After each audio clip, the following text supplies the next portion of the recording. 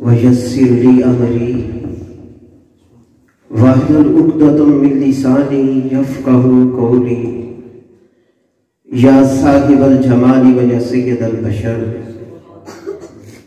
يا صاحب الجمال ويا سيد البشر من وجهك المنير لقد نور القمر لا يمكن الثناء كما كان حقه بعد از خدا بزرگ توئی قصہ مختصر بعد از خدا بزرگ توئی قصہ مختصر ان تیاری الصبا یوما علی ارض الحرم بلغ سلامی روضتا فیہا النبی المحترم بلغ سلامی روضتا فیہا النبی المحتشم من وجهه شمس الضحى من خده بدر الدجى من ذاته نور الهدى من كفه بحر الهمم من عاصيم من عاصيم من عاصيم من عاجزم من بے قسم حال مرا یا شافع روز جزا پرساتوئی پرساتوئی یا مصطفیٰ یا مجتبہ ارحم لنا دستے ہما بے چارہ داماتوئی داماتوئی مجھ پہ بھی چشم کرم اے میرے آقا کرنا مجھ پہ بھی چشم کرم اے میرے آقا کرنا یا رسول اللہ انصر حالنا کہ حق تو میرا بھی ہے آقا یا رسول اللہ حق تو میرا بھی ہے رحمت کا تقاضا کرنا زیر رحمت یک نظر برحال ظالم یا رسول اللہ قال اللہ تبارک و تعالی فی شان حبیبہ مخبرا و آمرا ان اللہ و ملائکتہ یصلون علی النبی یا ایوہ الذین آمنوا صلوا علیہ وسلموا تسلیما الصلاة والسلام علیکہ یا سیدی یا رسول اللہ وعلا آلکہ وصحابہ یا الصلاة والسلام علیکہ یا سیدی یا نبی اللہ وعلا آلکہ وصحابہ یا رسول اللہ گھر کوئی اپنا بھلا چاہتا ہے گھر کوئی اپنا بھلا چاہتا ہے اسے چاہے جس کو خدا چاہتا ہے درود ان پہ بھیجو سلام ان پہ بھیجو یہی مومنوں سے خدا چاہتا ہے یہی مومنوں سے خدا چاہتا ہے قالا رسول اللہ صلی اللہ علیہ وآلہ وسلم من صلی علیہ واحدا صلی اللہ علیہ عشرہ عزیزان محترم احادیث کی تمام کتب میں یہ نبی رحمت صلی اللہ علیہ وسلم کا فرمان علی شان موجود ہے لیکن میں نے جہاں سے مضمون پڑھنا شروع کیا وہ ہے بخاری شریف کہا کہ نبی رحمت صلی اللہ علیہ وسلم فرماتے ہیں کہ جو شخص مجھ پر ایک مرتبہ درود پاک پڑھتا ہے اللہ رب العزت اس پر 10 رحمت نازل فرماتا ہے سما قال رسول اللہ صلی اللہ علیہ وآلہ وسلم من صلی علیہ صلاة عشرہ صلی اللہ علیہ مئتا کہ جو شخص مجھ پر 10 مرتبہ درود پاک پڑھتا ہے اللہ رب العزت 100 مرتبہ رحمت نازل فرماتا ہے پھر فرمایا من صلی علیہ صلاة مئتا کہ جو شخص مجھ پر 100 مرتبہ درود پاک پڑھتا ہے صلی اللہ علیہ الفا کہ اللہ رب العزت 1000 مرتبہ رحمت نازل فرماتا ہے عزیزان منظرہ ملٹیپلیکیشن دیکھیے ذرا دیکھیے تو صحیح کیا پیکج مل رہا ہے ایسا شاندار پیکج کسی جگہ سے نہیں ملتا کسی دکان سے نہیں ملتا کسی مال پر نہیں ملتا ہے تو صرف درود پاک پر ملتا ہے کہ جو ایک مرتبہ پڑھے گا 10 رحمتیں 10 मरतबा पढ़ेगा 100 रहमतें, 100 मरतबा पढ़ेगा 1000 रहमतें। और यहाँ पर भी बात खत्म नहीं हो गई 1000 रहमतों पर। अब हम उम्मती है ना, नौकर है, गुलाम है, हमारी ख्वाहिश ये है कि नबी आगे आगे हो और हम खताकार पीछे पीछे जन्नत में चले जाए। काश कोई ऐसा काम बन जाए कि पीर आगे हो, मुरीद पीछे हो। हमारा इरादा तो यही है ना, हमारा मकसद यही है। जो कुछ कर रहे हैं इसका मकसद यही है कि हम कहीं अपने पीरे कामिल के नक्शे कदम पर चल जाएं। इमामुल अंबिया यही सलात व सलाम फरमाते हैं मन सल्ला अलैया अल्फन, कि जो शख्स मुझ पर 1000 मरतबा दुरूद पाक पढ़ता है। अब देखिए यहाँ पर सारी कैलकुलेशंस खत्म हो गई, सारे कैलकुलेटर्स खत्म हो गए। इमामुल अंबिया अलैहिस्सलातु वस्सलाम ने क्या फरमाया? आपने फरमाया जो 1000 मरतबा मुझ पर दुरूद पाक पढ़ता है, ज़हाबत कतीफी अला बाबिल जन्ना। ये नबी सल्लल्लाहु अलैहि वसल्लम के अल्फाज है। सुभान अल्लाह कहना बनता है इस पर। समझ नहीं आई होगी क्योंकि अरबी है, ना भी है तो आका की जुबान पे भी हम कुर्बान, आका के नाम पे भी हम कुर्बान, आका की शान पे भी हम कुर्बान। फरमाते हैं कि जो शख्स 1000 मरतबा दुरूद पाक पढ़ता है, इमामुल अंबिया अलैहिस्सलातु वस्सलाम ने फरमाया कि जन्नत के दरवाजे पर वो शख्स इस तरह से मेरे साथ होगा कि उसका कांधा मेरे कांधे के साथ मस कर रहा होगा। ईमान वालों, कितना बड़ा पैकेज है ये, कितना बड़ा मुकाम है ये, कितना बड़ा इनाम है। देखिए इमामुल अंबिया अलैहिस्सलातु वस्सलाम के कांधे के साथ कांधा मिल रहा होगा और गुलाम जन्नत में दाखिल हो रहा होगा। किस बात पर? 1000 मरतबा दुरूद पाक पढ़ने पर। तो दोस्तों, मेरे बेटों, मेरे प्यारों, मुझसे मोहब्बत करने वालों, कितना टाइम लगता है।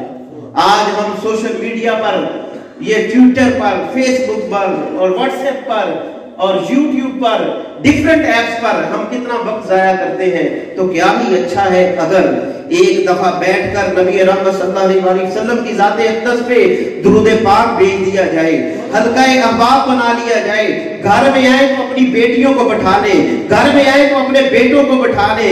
आज बैठो, सारा दिन की थकावट जो है वो ऐसे दूर होगी कि हम दुरूद पाक पढ़ते हैं, आमीना के लाल पे दुरूद पाक पढ़ते हैं। इधर हम आमीना के लाल पे दुरूद पाक पढ़ते जाएंगे और उधर हमारा बेड़ा पार होता जाएगा। और दुरूद पाक पढ़ते पढ़ते अगर आंख लग गई, यकीन मानिए जिनकी लगी है वो जानते हैं, अगर आंख लग गई तो वो इमामुल अंबिया अलैहिस्सलातु वस्सलाम है, वो कहीं भी जा सकते हैं, एक गुनाहगार को अपना दीदार करवा सकते हैं। इसलिए दोस्तों, इसलिए ईमान वालों, इसलिए मोहब्बत करने वालों, दुरूद पाक की कसरत करो, दुरूद पाक की आदत बनाओ। इमामुल अंबिया अलैहिस्सलातु वस्सलाम फरमाते हैं, आमीना के लाल फरमाते हैं कि जो शख्स मुझ पे दुरूद पाक पढ़ता है, जो शख्स मुझ पे दुरूद पाक पढ़ता है, मैं मोहम्मद मुस्तफा अपनी कानों से सुनता हूँ और अपनी जुबान से जवाब देता हूँ। यानी जब दुरूद पढ़ा जाता है तो रहमतें मिलती हैं और सलाम पढ़ा जाता है तो जवाब मिलता है। हम गुनाहगार तो जवाब के तलबगार हैं। हमारा मकसद तो यही है कि जाने जाना की तरफ से हमें जवाब आ जाए, जाने जाना की तरफ से हमें जवाब आ जाए। अब देखिए, एक शख्स है तवाफ़े काबा कर रहा है, ज़ारों की तार रो रहा है और रो रो कर कह रहा है लब्बैक अल्लाहुम्मा लब्बैक, लब्बैक अल्लाहुम्मा लब्बैक। ए मौला, तेरा गुनाहगार बंदा आ गया, ए मालिक तेरा खताकार बंदा आ गया, ए मालिक तेरा सियाहकार बंदा आ गया। मौला, मैंने गुनाह किए और करता ही चला गया। जब गुनाह करता था तो भूल जाता था कि तू तो देख रहा है। ए मौला, तूने देख भी लिया, ए मौला तूने सुन भी लिया, लेकिन तूने कितना कर्म किया, मेरे ऐबों पर पर्दा डाल कर रखा। ए मालिक, वही तेरा गुनाहगार बंदा आज तेरी बारगाह में आ गया है। अभी वो लब्बैक की सदाएं लगा रहा था कि हाथी से आवाज आई, ला लब्बैक या अबदी। ऐ मेरे बंदे, तेरा आना मुझे पसंद ही नहीं है, तेरा आना मेरी बारगाह में शर्फ़े कबूलियत पर फायज ही नहीं है। जब ये सुना ना तो झूमने लगा दीवाना वार, मजनूओं की तरह।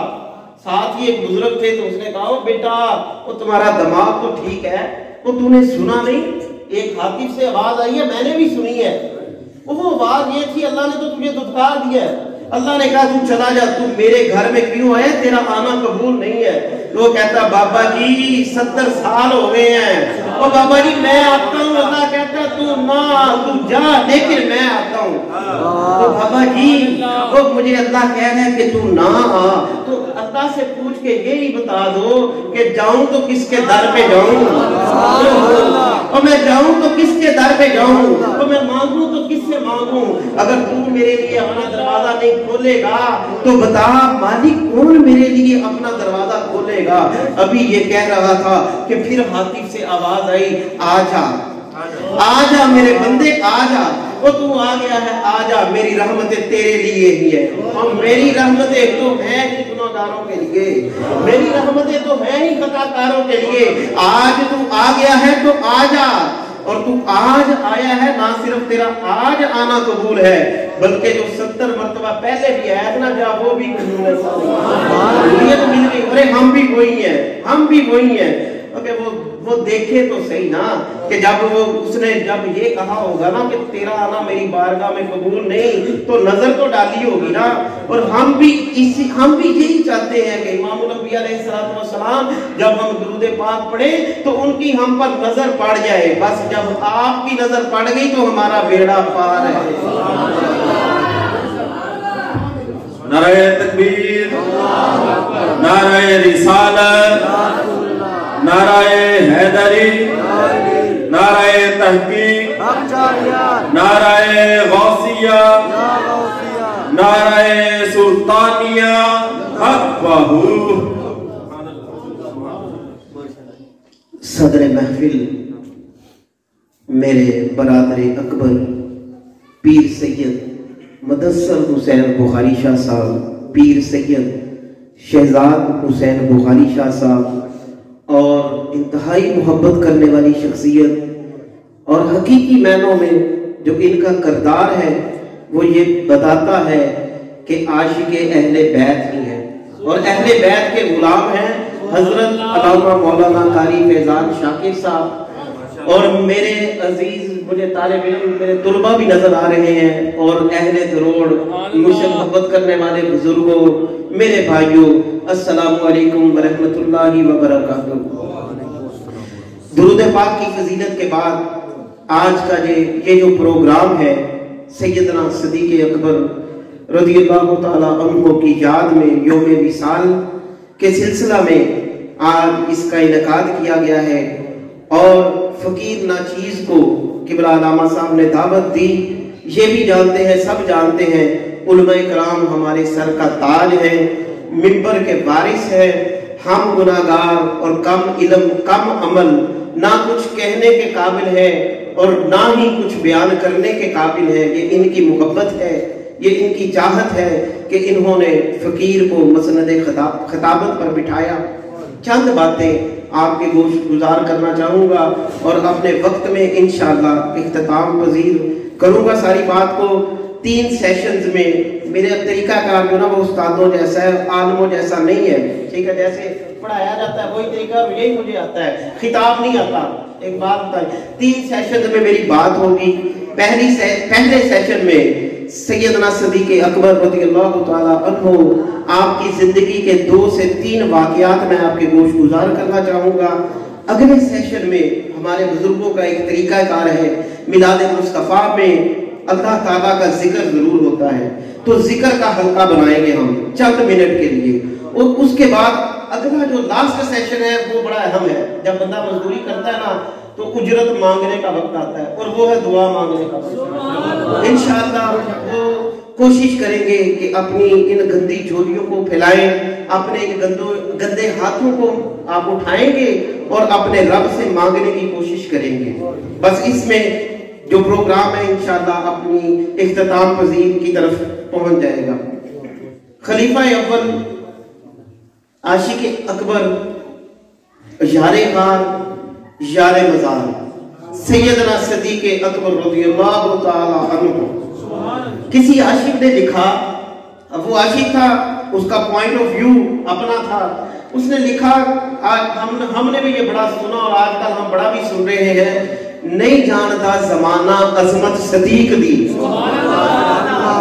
قبلہ پیر کی میں نے بھی یہ سنا نا تو میرے دل نے اس بات کو مانا نہیں. کیوں؟ میں اس کا ثابت کرنا چاہتا ہوں، اپنی بات سے میں ثابت کروں گا. کیوں؟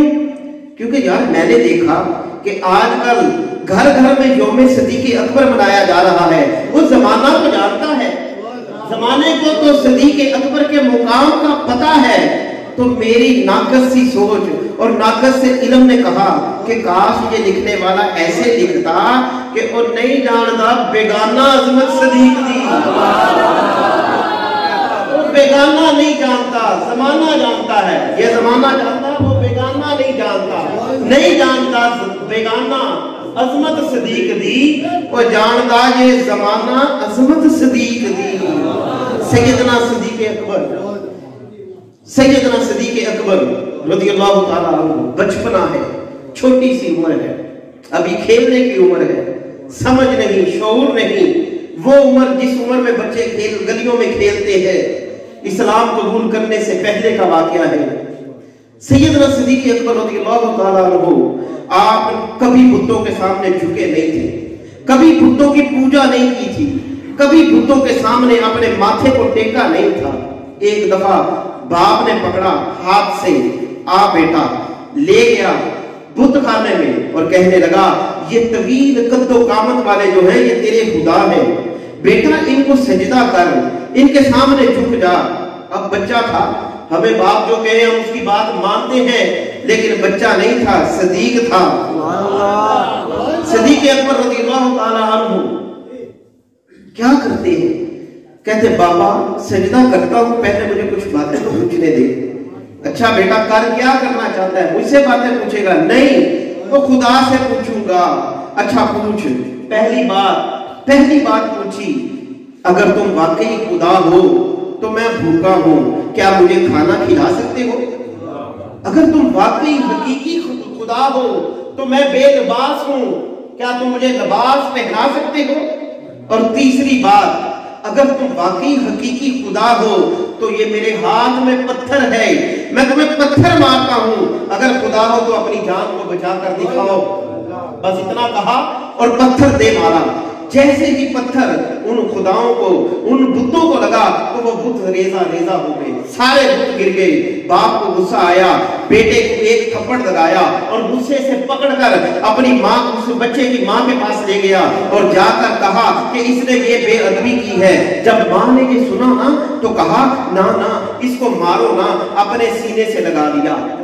سیدنا صدیق اکبر کو اپنے سینے سے لگا لیا اور کہنے لگی کہ جب یہ بچہ پیدا ہوا تھا تو مجھے ہاتف سے آواز آئی تھی، مجھے مبارک باتیں مل رہی تھی، آسمان مجھ پر سایہ کر رہے تھے اور میں جدھر جاتی تھی مجھے مبارک باتیں مل رہی تھی اور مجھے خدا کی طرف سے آواز آئی تھی کہ اللہ نے تجھے ایک بیٹا دیا ہے جو عتیق ہے، آسمانوں میں اس کا نام صدیق ہے اور یہ محمد مصطفیٰ کا رفیق ہے. یہ محمد مصطفیٰ کا رفیق ہے، یہ محمد مصطفیٰ کا رفیق ہے، اسے کچھ نہ کہو.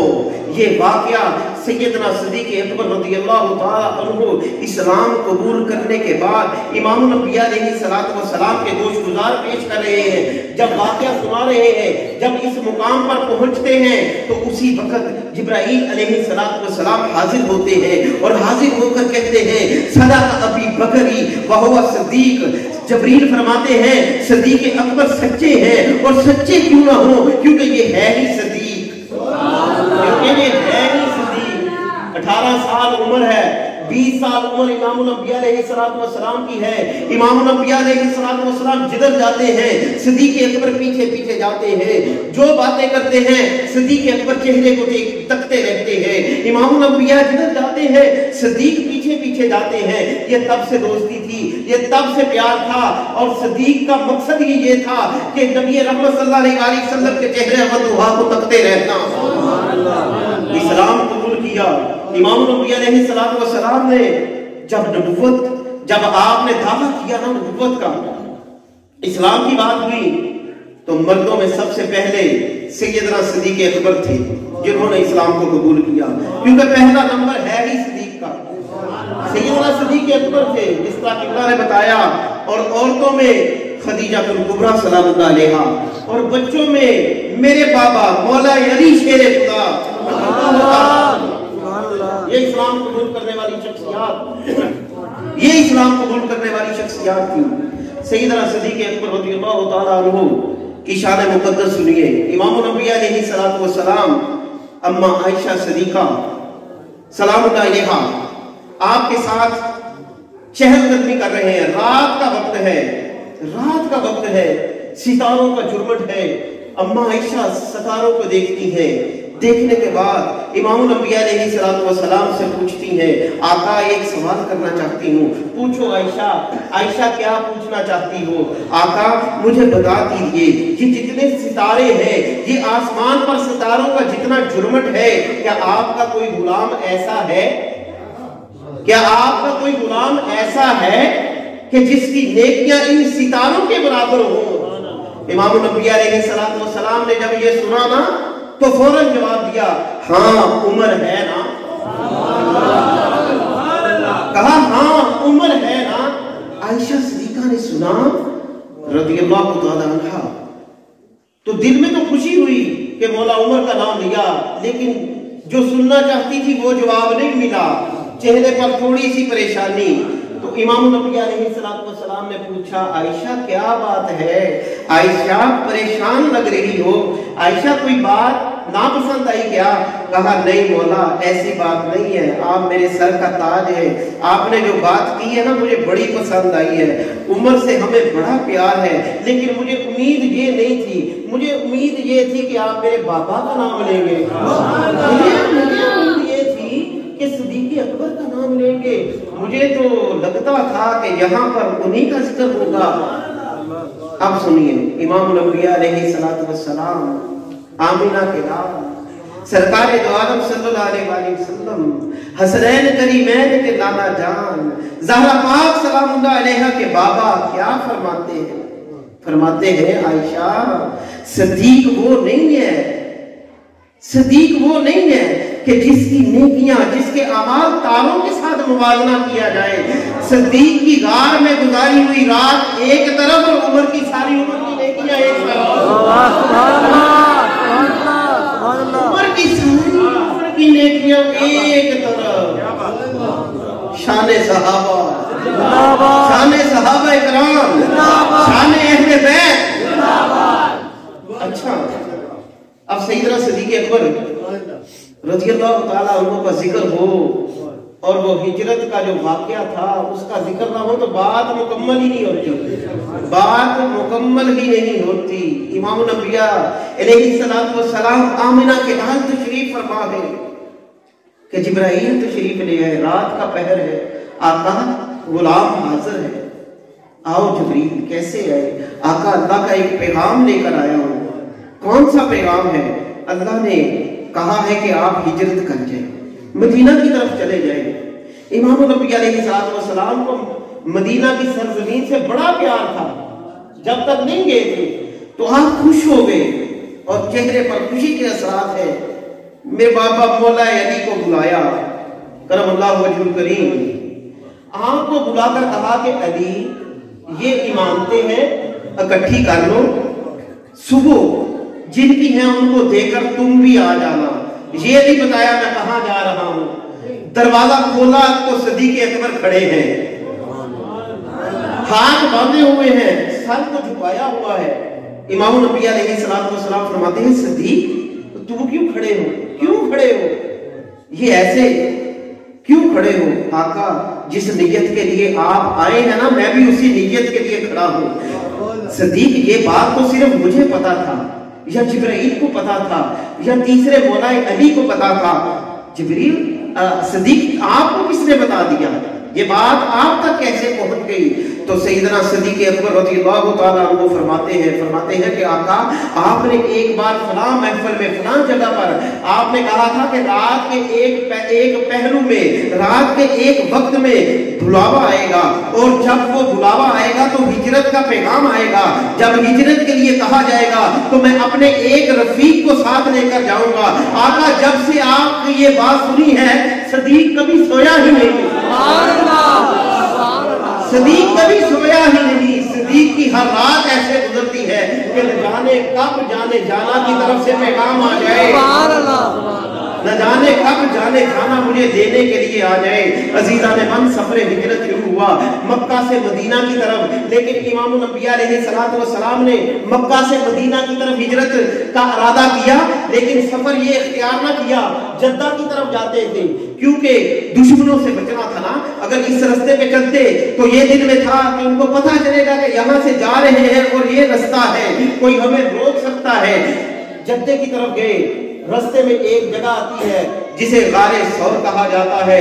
دیکھنے والے دیکھ کر آئے ہیں اور مجھ جیسا بندہ تو نیچے سے دیکھتا رہ گیا اور دل میں خیال کرتا رہ گیا, کاش میں بھی اس قابل ہوتا کہ اس غار کی طرف سفر کر سکتا, کاش میں بھی اس جگہ پہ جا سکتا اور جا کر دیکھتا. ارے وہ کون سی جگہ تھی جہاں پر امام الانبیاء علیہ السلام تشریف فرما رہے تھے, وہ کون سی جگہ تھی جہاں پر سید صدیق اکبر رضی اللہ تعالی عنہ بیٹھے ہوئے تھے, لیکن نہیں جا سکا. لوگوں کو جاتے ہوئے دیکھا, غار کی طرف جاتے ہوئے لوگوں کو دیکھا اور دل میں حسرت رہ گئی. امام الانبیاء علیہ السلام نے بھی وہ سفر شروع کیا. سیدنا صدیق اکبر رضی اللہ تعالیٰ عنہ ساتھ ہے. کتب میں لکھا ہوا ہے 11 میل کا سفر صدیق اکبر نے کندھوں پر امام الانبیاء علیہ السلام کو اٹھا لیا, آقا کو اپنے کندھوں پر بٹھایا اور سفر شروع کر دیا. غار کے دہانے پر پہنچ گئے.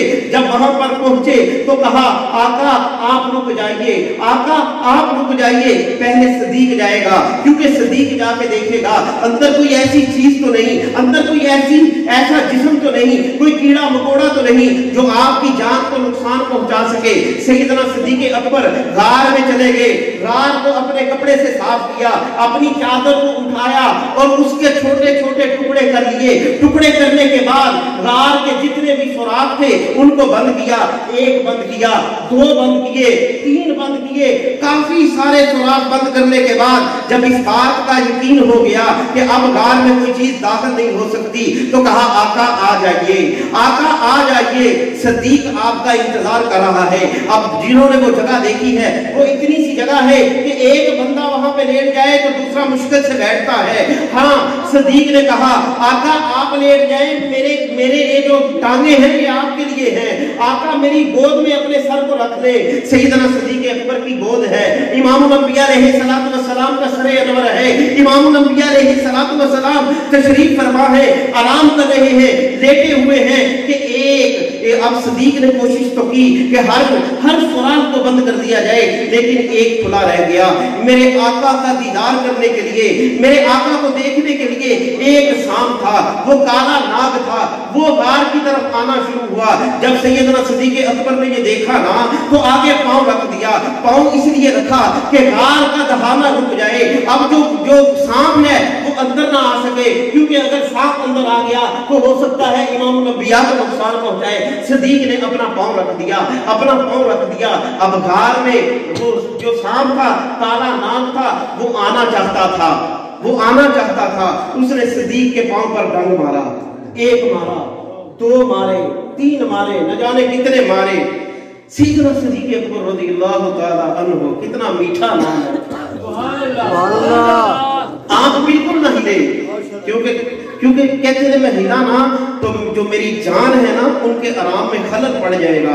آپ نے پریشانی کا اظہار نہ کیا, لیکن درد اور تکلیف کی وجہ سے آنکھوں سے آنسو ٹپکنا شروع ہوئے. آنسو ٹپکے رخسار مصطفیٰ پر پڑے, آمینہ کے لال کی رخسار پر جب آنسو پڑے نا تو امام الانبیاء نے آنکھیں کھولی اور کھول کر چہرہ صدیق کو دیکھا. اے صدیق رو رہے ہو, صدیق کیا بات ہے, صدیق وہ کیوں رو رہے ہو, میں تمہارے ساتھ ہوں اور تمہارے رونے کی وجہ کیا ہے.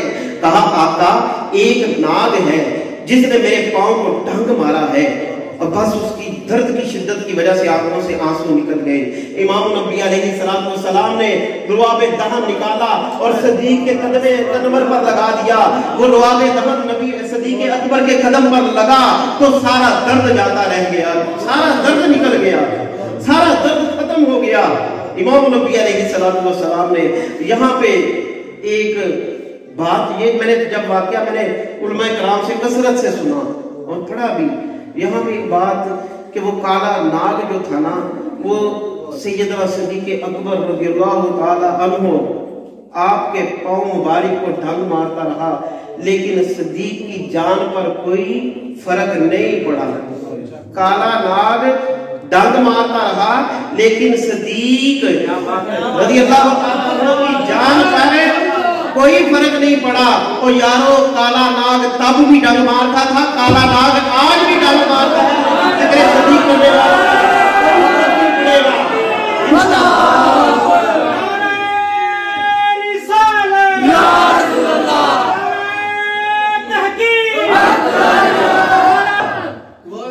سیدنا صدیق اکبر کی جان کو کوئی فرق تب نہیں پڑا تھا اور اب ذکر کو نہیں پڑے گا انشاءاللہ. ذکر اب یہاں پہ یہ بات ایک اور بات, جان بچانا جو نا اسلام کہتا ہے فرض ہے. کیوں جی؟ جان بچانا فرض ہے. سارے فرائض کو چھوڑ کر پہلے اپنی جان کی حفاظت کرنی چاہیے. لیکن صدیق اکبر نے تو جانا پہ بات دی. اسی طرح مولا کائنات سیدنا علی المرتضی رضی اللہ تعالی عنہ کرم اللہ وجہ الکریم علیہ السلام, مولا علی ایک دفعہ باہر سے آئے نا تو امام الانبیاء علیہ السلام نماز عصر ادا کر چکے تھے. تھکاوٹ محسوس کی, مولا علی نے اسی طرح اپنی گود میں سر انور کو رکھ لیا, آقا کے سر کو اپنی گود میں رکھ لیا. امام الانبیاء علیہ السلام کی آنکھ لگ گئی, آپ آرام فرما رہے تھے, آنکھ لگ گئی. اب صدیق کی نماز عصر گزر رہی تھی, نماز کی پریشانی تو تھی لیکن جانے جانا کے آرام میں خلل نہ آ جائے اس لیے کوئی ٹینشن نہیں. نماز رہتی ہے تو رہ جائے, نماز رہتی ہے تو رہ جائے. مولا علی نے پرواہ نہ کی, نماز عصر گزر گئی. آقا نے جب اپنی آنکھ مبارک کھولی نا تو چہرہ علی تکا. جب چہرہ علی تکا نا تو کہنے لگے علی, اسی طرح جیسے وہاں پہ کہا ہوگا ایسے یہاں پہ بھی کہا ہوگا, علی چہرے پہ پریشانی لگ رہی ہے, علی میں تیرے ساتھ نہیں ہوں, کیوں پریشان ہے؟ سبحان اللہ, کیوں پریشان ہے علی, کیوں پریشان ہے؟ کہا مولا آقا اے میرے مالک, جب سے میں نے اسلام قبول کیا ہے نا کبھی کوئی نماز قضا نہیں ہوئی, اور آج وہ ہو گئی ہے جو ہے بھی سب سے اعلیٰ قدر کی, جو ہے بھی سب سے اعلیٰ, میری نماز عصر رہ گئی ہے. اوے علی پریشان نہ ہو, آج دا مولوی ہوتا نا تو کہتا سو جا یار میں بھی نہیں پڑھی, پیر ہوتا نا پیر کہتا سو جا یار میں بھی نہیں پڑھی, ٹھیک ہے نا. لیکن وہ ہمارے آقا, وہ ہمارے مولا, وہ ہمارے داتا, وہ ہمارے سب کچھ. وہ کہا ایسے ہاتھوں کو اٹھایا نا جب تو سورج کو دیکھا جو پلٹ رہا تھا, ایسے آنکھ سے انگلی سے بھی نہیں اشارہ کیا, ہاتھوں کو اٹھایا اور دل میں دعا کی ہوگی, آنکھ ایسے ہلائی ہوگی. لکھنے والوں نے اپنے اپنے طریقوں سے لکھا, کسی نے کہا انگلی کو اشارہ کیا, کسی نے کہا ایسے آنکھ کو, اور کسی نے کہا ہاتھوں کو اٹھایا. اور میں تو کہتا ہوں بس دل میں تصور ہی آیا ہوگا. انگلی کو بھی اٹھانے کی ضرورت نہیں, آنکھ کو بھی اٹھانے کی ضرورت نہیں, میرے مولا کو دل میں خیال آیا ہوگا تو میرے علی کی اثر رہ گئی ہے. سورج پلٹا, مولا علی خوش ہوئے, نماز عصر ادا کی, مالک تیرا شکر ہے. یہاں پہ بھی وہی بات, فرض ضروری تھا لیکن جانے جانا کا آرام تھا نا, اس میں خلل نہ پڑ جائے. اس بات پر جو میں ان دونوں واقعات سے میرے آقا حضرت ہمارے پیارے جنہوں نے عشق مصطفیٰ ہمارے سینوں میں ڈال دیا, اور جنہوں نے ہمارے بچوں کو بھی نور والا بنا دیا. پتا تھا کہ نور والے ہیں لیکن بتا دیا کہ بچے بھی جو ہیں وہ بھی نور والے ہیں. تیری نسل پاک میں ہے بچہ نور کا, تو ہے اہل نور, تیرا سب گھرانہ نور کا. کیا فرماتے ہیں, کیا فرماتے ہیں مولا علی نے باری تیری نیند پر نماز, وہ بھی اثر جو سب سے اعلیٰ خطر کی, اعلیٰ خطر کہتے ہیں جو سب سے اہمیت والی. علماء کرام فرماتے ہیں کہ اثر کی نماز کو بڑی اہمیت حاصل ہے. مولا علی نے باری تیری نیند پر نماز, وہ بھی اثر جو سب سے اعلیٰ خطر کی ہے. اور صدیق, سبحان اللہ, اور صدیق غار میں جان ان پہ دے چکے, اور صدیق غار میں جان اس پہ دے چکے، اور حفظ جان تو جان فروز غرر کی ہے۔ فروز غرر کہتے ہیں حفظ جان۔ اب صدیق نے جان کی حفاظت نہیں کی بلکہ جانے جانا کی حفاظت کی، جانے جانا کی حفاظت کی۔ یہ فروز غرر ہے کہ جو فرض تھا اس سے کوتاہی ہے لیکن صدیق نے پرواہ نہ کی۔ تو امام الانبیاء علیہ السلام آمینہ کے لال نے بھی کیا انعام دیا، تو نے اس کو جان اسے پھیر دی نماز۔ یہاں پہ یہ بھی میں نے پڑھا تو نے ان کو جان انہیں پھیر دی نماز۔ ارے وہ تو کر چکے تھے جو کرنی بشر کی ہے، اور ثابت ہوا کہ جملہ فرائض فرو ہے، اصل اصول بندگی اسی تاجور کی ہے، اسی تاجور کی ہے، اصل اصول بندگی اسی تاجور کی ہے، اصل اصول بندگی اسی تاجور کی ہے، آمینہ کے لال ہی کی بندگی ہے۔ تو دوستو وقت وہی ہے جو ختم ہو چکا۔ ایک بات امام الانبیاء علیہ السلام، اچھا یہاں پہ میں یہ بیان کرنا چاہتا ہوں کہ جب مولا صدیق اکبر رضی اللہ تعالیٰ عنہ آمینہ کے لال کو یوں کندھوں پہ بٹھایا نا، تو یہ جو سینے کے بال نہیں ہوتے، یہ سینے کے بال امام الانبیاء علیہ السلام کے قدم انور ان بالوں کو چھو رہے تھے۔ یہ بات ہے کہ امام الانبیاء علیہ السلام کے جو نوری قدم تھے نا، وہ ان بالوں کو چھو رہے تھے۔ اب دیکھیے حضرت عمر فاروق رضی اللہ تعالی عنہ طواف کعبہ کر رہے ہیں اور رو رہے ہیں، اور رو کر کیا کہہ رہے ہیں، اے مولا تو نے مجھے خطاب کے گھر میں پیدا نہ کیا ہوتا، اے مولا تو نے مجھے خلیفہ دوم نہ بنایا ہوتا، اے مولا تو نے مجھے جو مقام دیا ہے وہ مقام نہ دیا ہوتا، اے مولا تو نے مجھے جو رتبہ دیا ہے وہ رتبہ نہ دیا ہوتا۔ ہاتھی سے آواز آئی، اے عمر تو بتا تو صحیح، تجھے اتنا مقام ملا تو کیا بننا چاہتا تھا؟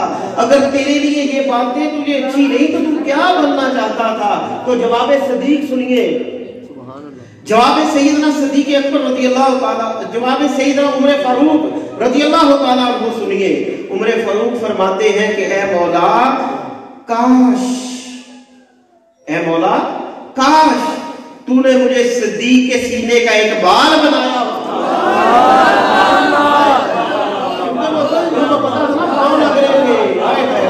جانے جانا کے پاؤں لگ رہے تھے، تو نے مجھے صدیق کے سینے کا ایک بال بنا دیا ہوگا۔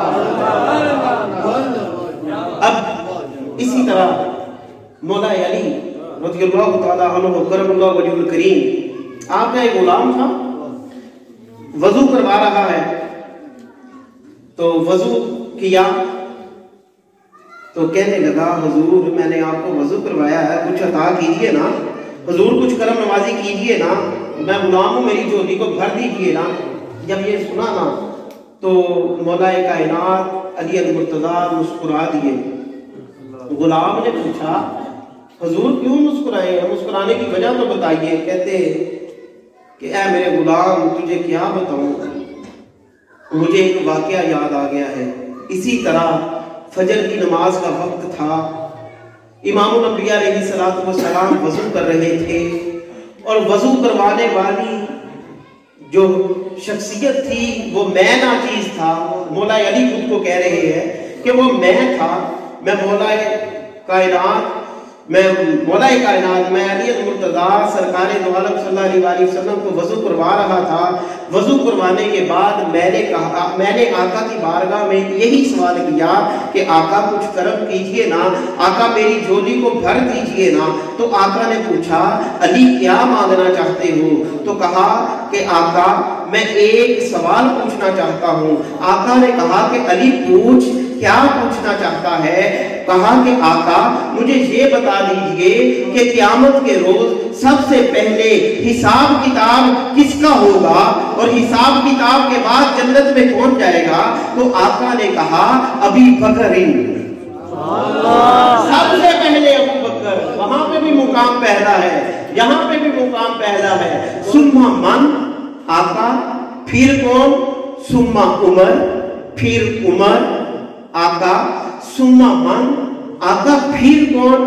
ثم انت